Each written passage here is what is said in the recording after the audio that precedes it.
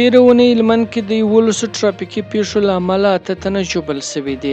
د هلمند ولایت د اطلاعات او کلتور ریاست د رئیس حافظ عبدالباري راشد په خبره تېره اونۍ هلمند ولایت په سنګین، باباجي، ګرشک او مساکله ولسوالیو کې د 11 ټرافیکي پیښو له امله د یوې ښځې په ګډون 7 تنه ژوبل شوي دي.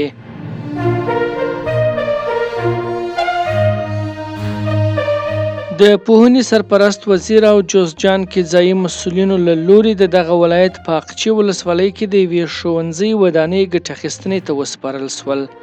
د جوزجان د پوهنې ریاست مسؤلین وایي چې ښوونځي دغه ودانۍ د 200,000 امریکایي ډالرو په لګښت د یوه خیریه هیوادوال له لوري جوړه شوې چې په 2 وختونو کې د 1500 زده کوونکو ځایولو ظرفیت لري.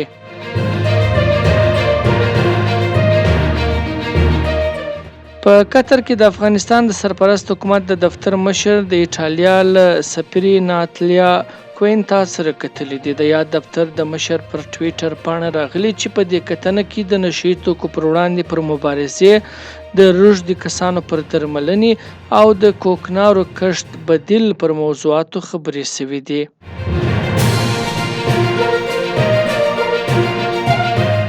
د خوړو نړیوال پروګرام په یوه راپور کې ویلي چې افغانستان د هغو لسو هیوادونو په ډله کې دی چې د وګړو یوه برخه یې له لوږې سره مخ ده. د راپور له مخې افغانستان له سوډان څخه وروسته په نړۍ کې دویم هیواد دی چې تر 6 میلیونه ډیر وګړي پکې له سخت لوږې سره مخ دي. کانګو، جنوبي سوډان، بنګلادیش، پاکستان، سومالیا، هایتي، کینیا، نایجیریا هم د هغو هیوادونو په ډله کې دي چې له سختې لوږې سره مخ دي.